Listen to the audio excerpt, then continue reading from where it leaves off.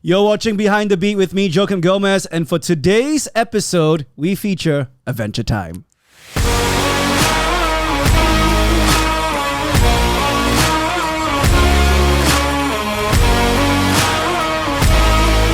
Welcome to Behind the Beat, and as you can see next to me, my esteemed guest. This man has done so many things in a span of 6-7 years here in Singapore, even more than that. He's done National Day Parade. He's produced songs for some of the most popular musicians here in Singapore. Say hello to Evanturetime. Lei ho. What is good? Evanturetime, firstly, thank you so much for joining us on the show. I really appreciate that you are here because when it comes to producers here in Singapore, I feel you are definitely someone I need to speak to. So before we actually get to your working style, to all the songs you've done before for us here in Singapore, let's go to the very start. Like, what made you want to produce music? What made you want to pursue this as a career? Well, the reality of the real answer to that question is I could make more money doing this.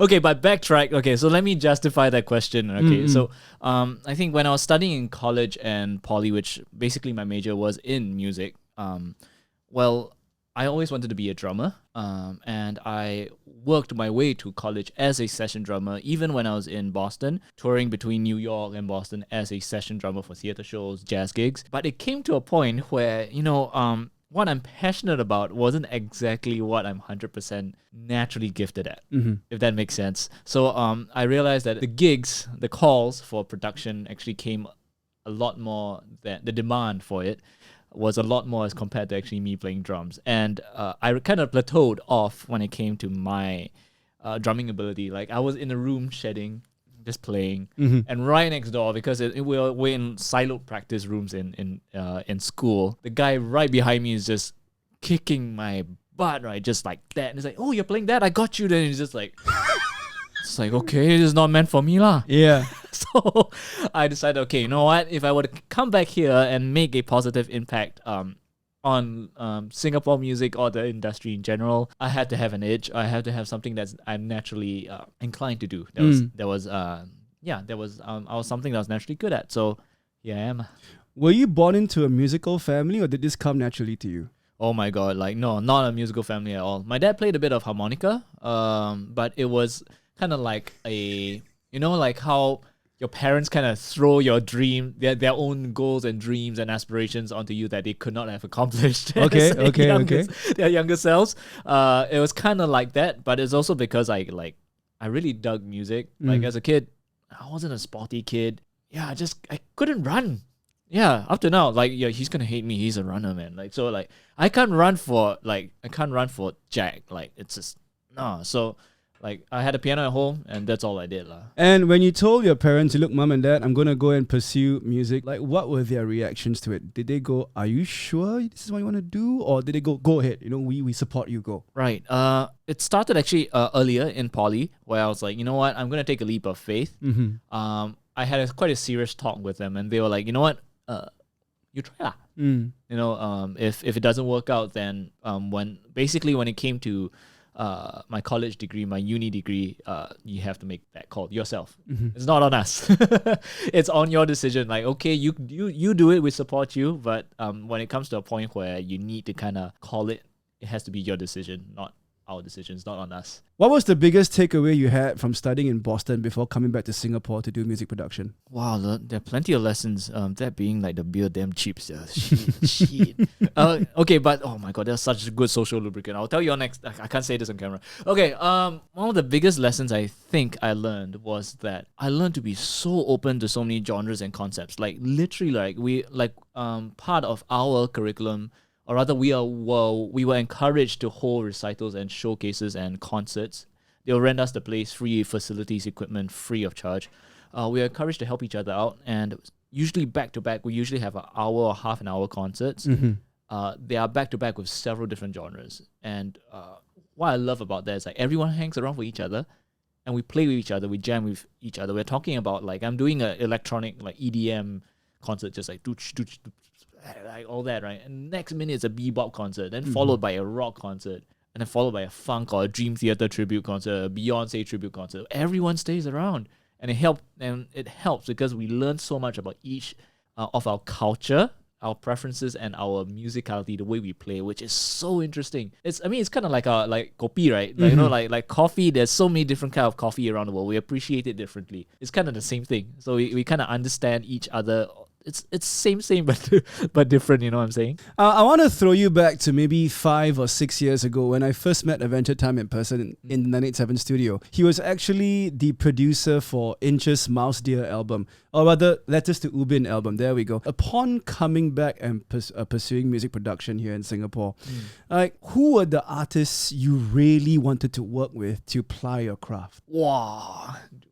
Man's hitting me the hard-hitting questions.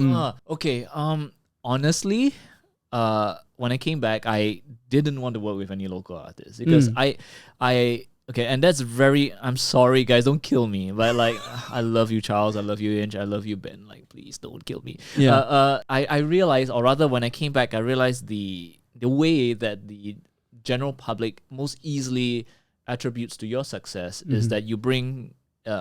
you kind of do something successful overseas, and then you kind of come back their champion in a way. And I recognize that, I understand that the demand for that is, or rather the perception of that will help. So I figured, like, okay, I that's the path of least resistance. Let's do that. So I completely didn't expect, like, to be working with anything. Like, even when I first met iNCH, and this is an interesting story because I met her at Blue Jazz just as the last day. Shout out Blue Jazz. Blue Jazz. Yeah, Blue Jazz. Right. The last day where they were canning hookah, shisha. Yeah, okay. So okay. Nathan, Daphne and I were smoking it up. Shisha. Shisha. Let's just put it out there. Shisha, yeah? Shisha. CMB, don't call us. Yeah, yes, please, moving on. Yeah. please. It was legal back then. Shisha. Yeah, I'm a very good boy. So then I bumped into iNCH while she was just coming out, I think, from a date. Yeah. She's like, I know you. I was like, I don't know you. Then she's like, I basically told her I didn't like her record. I didn't like her past few records. I don't think it was well done. I was like, oh my God, I'm such an ass. But she's like, okay, cool. Can you do something then? And I was like, yeah, possibly. And the funny thing was, I mean, right after we finished that session, that hang with Nathan, I did go back and write a demo immediately at 1 a.m. in the night and send it to her. So next morning we had a coffee and that was it. The record was on. So I completely didn't expect how welcoming the local scene was to me because I really didn't anticipate myself to be here where I am. I was going to add, I think that was the nicest way iNCH has ever told someone to put your money where your mouth is. Like, you don't like my previous record? You go and make one for me lah, come. Let's break down our first song for this episode, which happens to be an iNCH Chua song produced by this guy. Let's go. So we are here watching the great Picasso at work. Evanturetime breaking down a song for us. Now, this one we've picked iNCH's Do I because I think for iNCH as an artist, number one, she takes risks. Yeah. And this is such a different sounding song from her as compared to what I'm used to. So when she came into the studio with you saying, hey, you know what, Evanturetime, I have an idea. How did you make her idea work and put it to what we hear today? Well, I think iNCH was trying a little bit of a Billie Eilish kind of a thing. Ah, yeah, okay. Yeah, okay. so she was trying a little bit of a soft-spoken thing, and she was trying to figure out whether that could be groovy, danceable, as compared to where Billie's stuff has, aside from it being production-heavy, she was wondering whether it could be sung and performed in that way as compared to just letting production take control. Yeah. So we've been trying to figure that out, and we found this little bit of a Latin-esque beat that our good friend Waywen, the Color Fractal, played guitar on or in here. So it kind of basically started off on this little like very Latin-based thing, which is like this. So with the beat, right? It's kind of Latin. Yeah. So that kind of informed that. So like with the beat, we try to make it a little bit Billy with something a little bit hip hop, some 808, some beats, so a little bit like let's say with this, right? So that with a bit of that Latin flavor. It's funny how you mentioned Billie Eilish. What I'm thinking is Hearing. Liberian girl. Oh yeah. You came and you changed my world. Right. Sade? Sade. Is it Sade? Liberian girl. All right. Michael Jackson. Oh my God! Yeah, Liberian girl, Oh, Michael Jackson. Yes.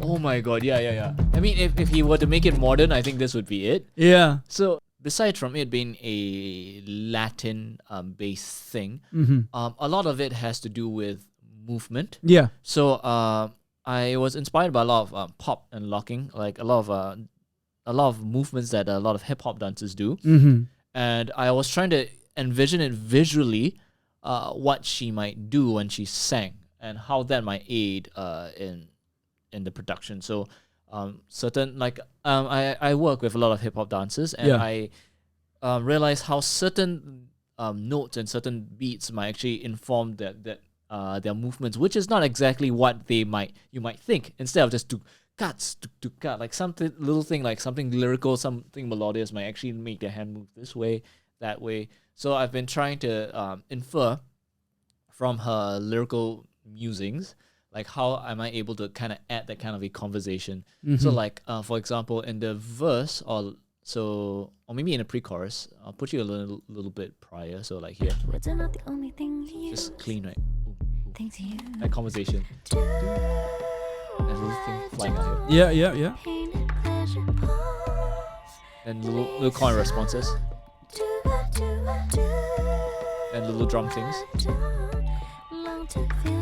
So see all these little things kind of help with little movements and counterpoints, like little conversations with the vocals that help her in the movements, which you can see in the music video that she dropped. It actually helps to become a lot more lyrical as compared to it being very poppy and locky. Anything else you want to show us about this song? Well, this was a very fun one because I mean, I'm primarily not a hip hop producer, and this is kind of like my way of trying to inferring and understanding what is hip hop. So, and a lot of this has to do with carving out space, which is very interesting because in its essence, this song is very minimal. Yeah. Like, and every single note matters. So, like, for example, if we were to just take away what iNCH is singing, I'm sorry, iNCH, we love you. So, like, if you just hear the beat, it's just like that. Nothing. It might be a noob question, but were these actual instruments or was it done on 808, your own keyboards, your sounds that you have already pre-programmed? Most of the, like say the lows that you're hearing is definitely more hip-hop based, but all these additional sounds were definitely, the little flutters and the stuff you hear, definitely samples. Okay. iNCH and I, of course, did, we harken back to maybe Letters to Ubin, a little bit more of these fun sounds that we found that we felt a little bit abrasive, a bit groovy but abrasive. So see, everything here really is just minimal and only comes in to complement what she's singing, on top of this little head boppy movement. So, and you only show hands. So do you watch Bleach?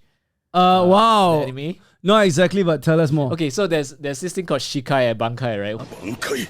Shikai is like, I show you half of my power. Then Bankai is like, okay. big plate. So like this is Shikai where I just show you like, okay, this is a bit of And my then give us power. the Bankai. Yeah, so like the full Bankai power is like, so you see, so it's just nothing. Like I'm just giving you a taste, and then show hand here. Bankai! Then you go. Yeah, so that's when the bass goes hard, it's full, everything's happening here. Chaos. That definitely represents the conflict that she's singing about, which is the struggles of a toxic relationship and her trying to get out. So all these abrasive sounds all come together from all these different sections of the song. So yeah, I feel that's a fun little one to add. Now, Evan, as a producer, would it be right of me to ask you, is there a definitive style or genre that you prefer, or are you eclectic? Ooh, I feel like I am a shout out to Ben Kheng and Annette. It's high fun, you know. I feel like I'm a little bit of an Uno wildcard. I think primarily because I did not specialize in a particular genre. I went in there as I went into the study of this as an arranger, but I do realize that I have a certain tendency Or rather, I know the genres I can't do. Like, if you ask me to do a bossa nova or a jazz track, like, I'm out, man. Like, so I know I have a certain tendency, but nah, I kind of think of myself like a wildcard, a cai fan. No. Pick and choose. Like, Chaka. There we go. Previously, you mentioned people like Charlie, iNCH, Ben, Estelle Fly. I know you worked with her for songs as well.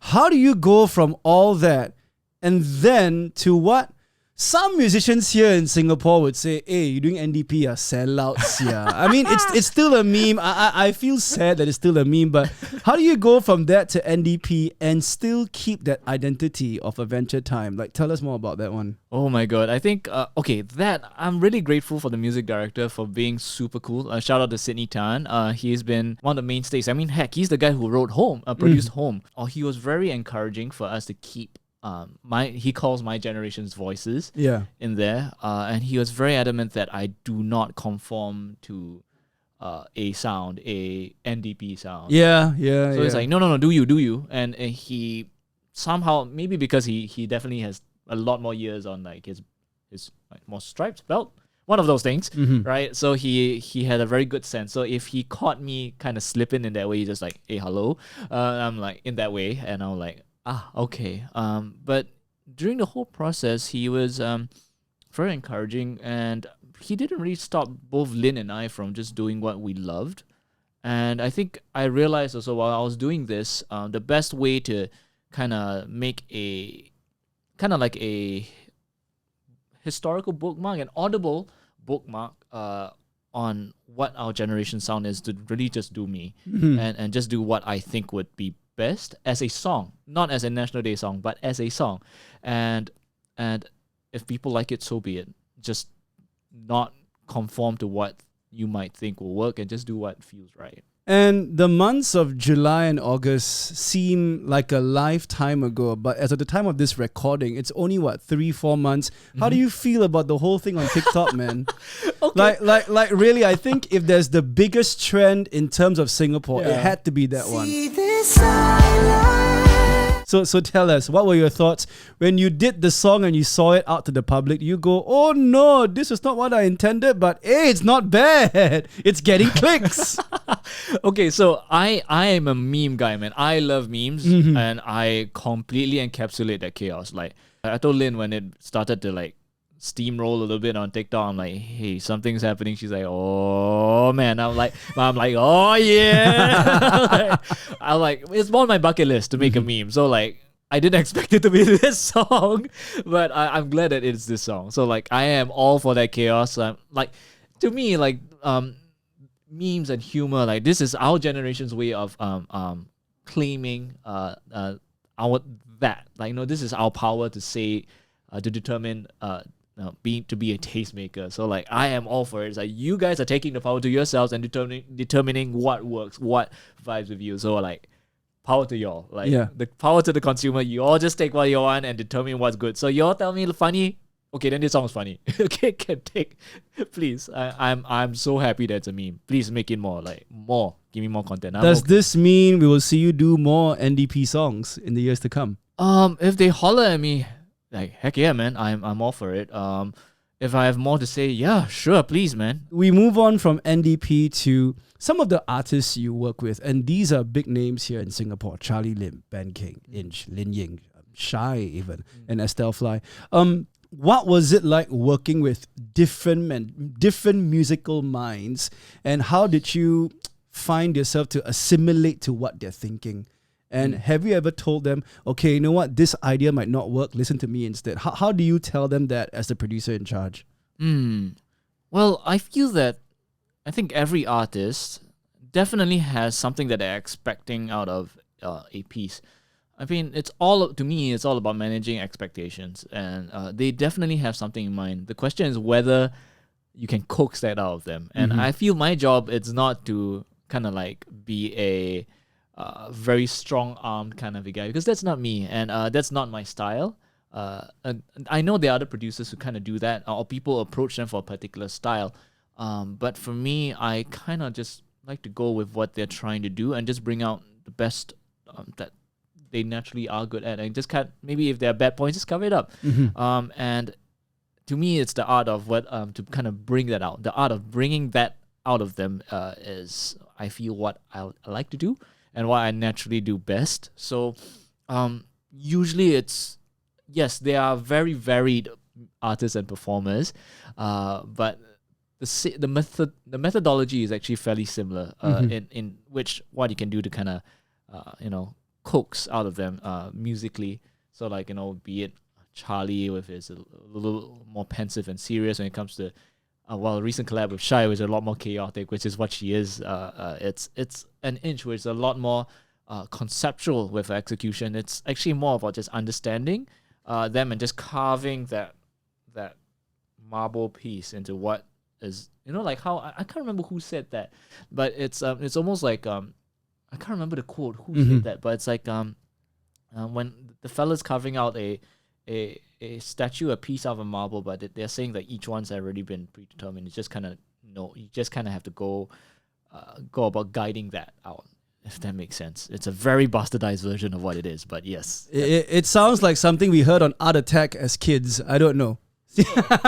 could be. I wish we were able to break down the theme song for NDP, but there'll be a heck load of clearing of rights with our friends over at MINDEF and the NDP committee. Yeah. But we have the next best thing, Ben Kheng, this guy doing one-man choir videos on TikTok, and we actually hear them on his songs. So let's go to breaking down Fresh Feelings, which was produced by this guy as well. Let's find out the ideas that went behind that.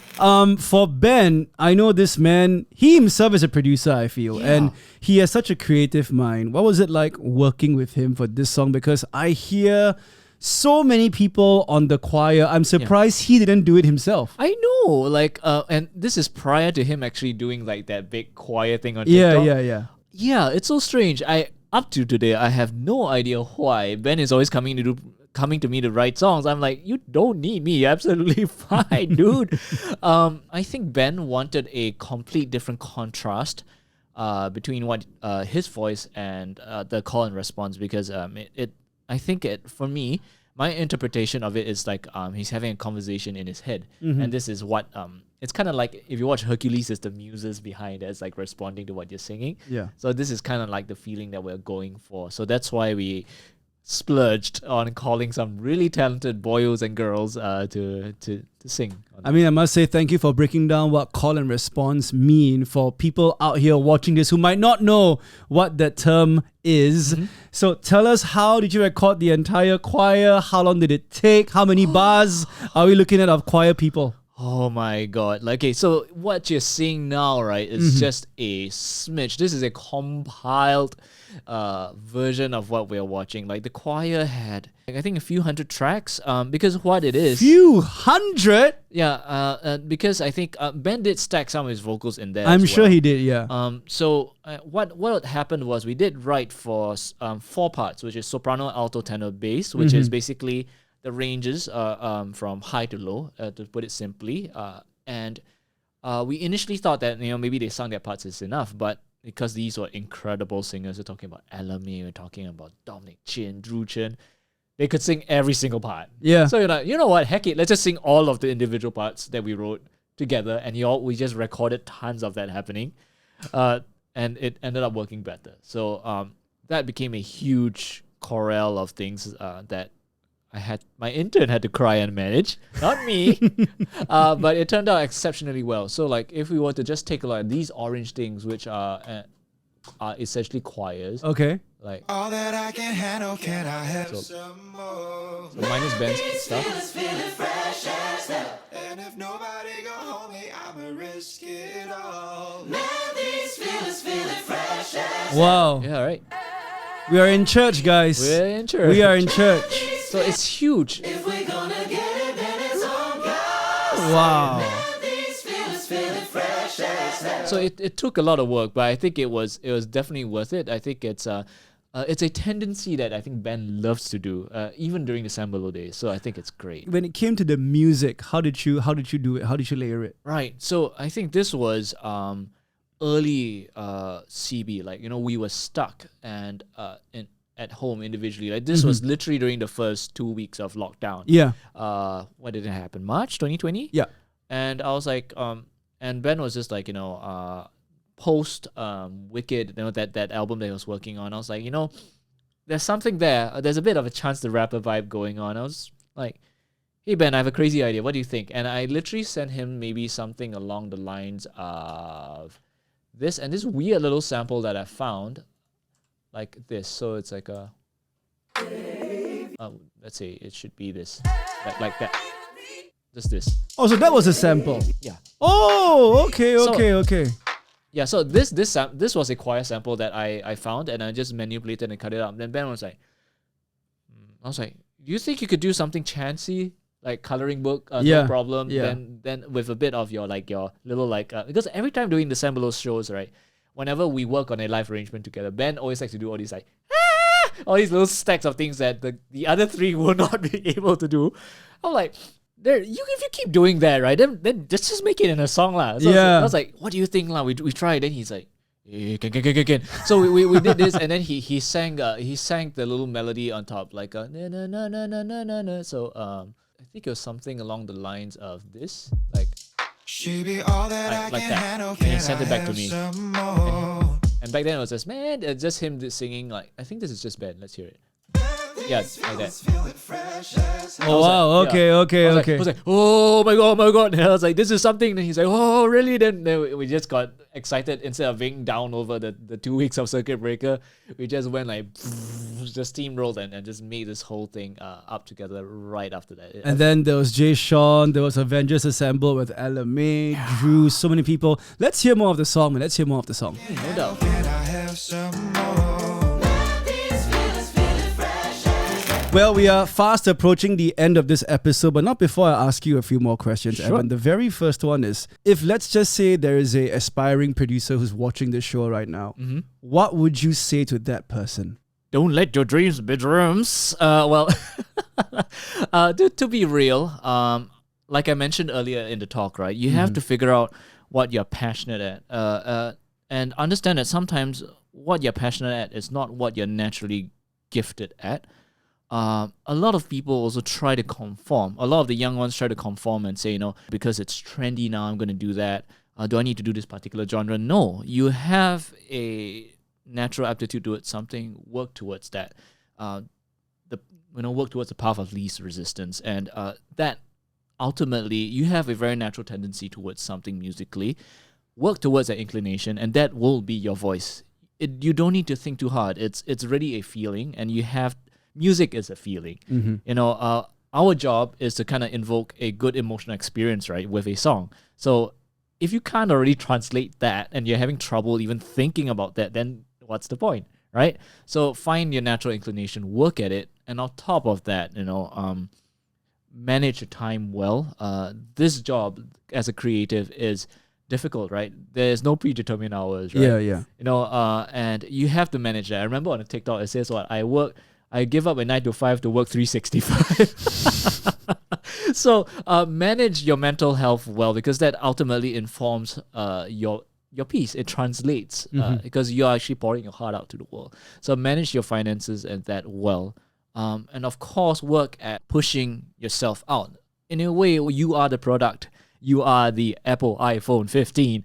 You are the Samsung Galaxy Flip, whatever it is, right? You are the product. So work at your craft, but also work at making yourself known, network, market yourself. You are a product. So make sure you work at these points, and hopefully they're not too overwhelming. I know I speak too fast. I know, but that's actually everything I wanted to ask you for this final segment. But just to get in a bit of detail one last time, when it comes to getting paid here in Singapore as a producer, because it's a Singaporean question, right?